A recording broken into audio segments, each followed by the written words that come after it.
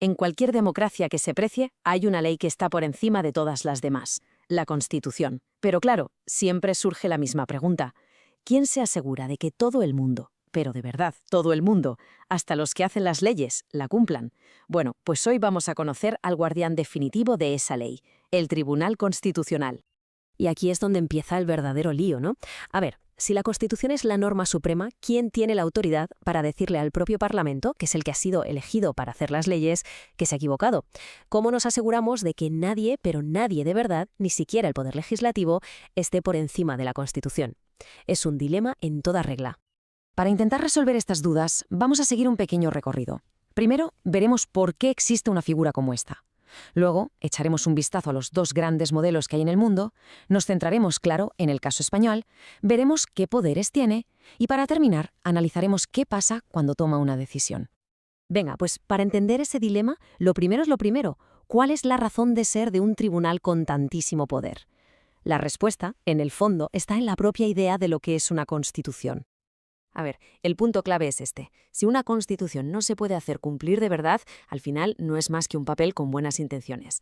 Para que sea una norma real, efectiva, hace falta un árbitro, un guardián, que tenga el poder de mirar con lupa las leyes del Parlamento y, si ve que chocan con la Constitución, decir hasta aquí hemos llegado y anularlas. Ojo, que esta idea que hoy nos parece de cajón tardó bastante en calar. Nació en Estados Unidos, allá por el siglo XIX, pero en Europa la cosa era distinta. Aquí chocaba con una idea que era casi sagrada. El poder del Parlamento es absoluto. ¿Cómo que unos jueces van a estar por encima de los representantes del pueblo? Era impensable. Tuvo que venir el trauma de la Segunda Guerra Mundial para que el continente dijera, vale, necesitamos esto, un cortafuegos para proteger a la democracia de sus propios excesos. Ahora bien, no hay una única manera de montar este control. A lo largo de la historia han surgido dos grandes modelos, dos formas de verlo que compiten entre sí. Aquí las dos filosofías son como la noche y el día. El modelo americano, digamos que es más quirúrgico. Cualquier juez, en un caso concreto, puede decidir no aplicar una ley si cree que es inconstitucional, pero el efecto se queda ahí, en ese juicio. El modelo europeo, en cambio, es como una bomba atómica. Hay un único tribunal al que se le puede pedir que analice una ley, y si dice que es inconstitucional, la borra del mapa, para todo el mundo y para siempre. Es un poder muchísimo más concentrado y, desde luego, mucho más drástico. Y ahora sí, vamos a ver cómo funciona esto en España, que, como se puede imaginar, adoptó clarísimamente el modelo europeo, el concentrado. Es que el Tribunal Constitucional Español no es un tribunal cualquiera. De hecho, es que ni siquiera forma parte del Poder Judicial. Es un órgano constitucional en sí mismo, al mismo nivel que el Gobierno, que el Parlamento o que los propios jueces. Su única misión es interpretar la Constitución, y lo que dice va a misa. Su interpretación es la definitiva. Y bueno, todo este poder inmenso reside en un grupo muy reducido de personas. Solo 12. 12 magistrados que forman el Tribunal Constitucional. La clave de su legitimidad, claro, está en cómo se les elige. Si nos fijamos en el reparto, el poder está muy distribuido. La mayoría vienen del Parlamento, que al final es la voluntad popular, pero también hay una parte para el Gobierno y otra para el órgano de gobierno de los jueces. El diseño lo que busca es un equilibrio de poderes, que nadie pueda controlarlo por sí solo. Y ojo, que no cualquiera puede llegar a ser magistrado. Se exige una carrera jurídica muy larga y de mucho prestigio. Su mandato es de 9 años, más largo que el de un gobierno, y no se puede renovar precisamente para intentar blindar su independencia. Pero el mecanismo clave de todo esto es la mayoría reforzada. Hacen falta 3/5 del Parlamento para nombrar a la mayoría. Esto obliga a los grandes partidos a ponerse de acuerdo, a pactar. La idea es impedir que una sola fuerza política pueda controlar el tribunal a su antojo. Vale, ya sabemos quiénes son y cómo se les elige, pero vamos a lo práctico. ¿Qué hacen en su día a día? ¿Cuáles son exactamente sus poderes?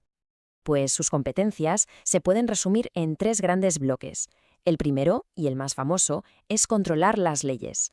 El segundo es proteger directamente los derechos fundamentales de cualquier ciudadano a través del recurso de amparo. Y el tercero es hacer de árbitro en las peleas territoriales o institucionales, decidiendo quién tiene la razón, por ejemplo, en una disputa entre el Estado y una comunidad autónoma. Y esto nos lleva a un concepto que es fascinante, el de legislador negativo. A ver, el Tribunal Constitucional no puede inventarse una ley de la nada, eso es cosa del Parlamento, del legislador positivo.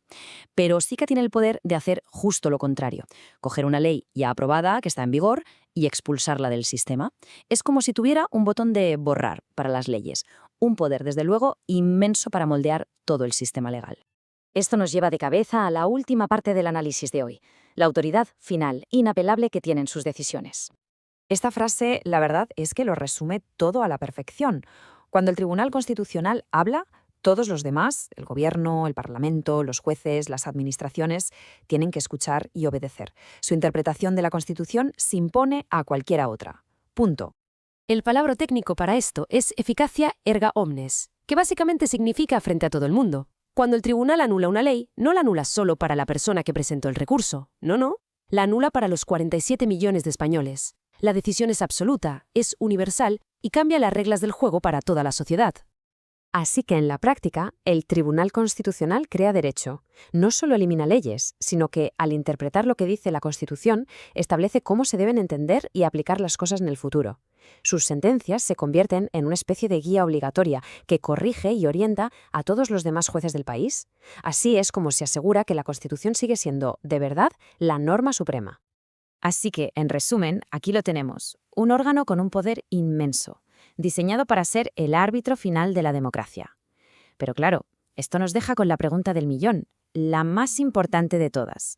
Si el tribunal es el guardián de la Constitución, ¿quién vigila a los guardianes? Esa es la pregunta que, en el fondo, define el delicado y a veces frágil equilibrio de poder en cualquier democracia.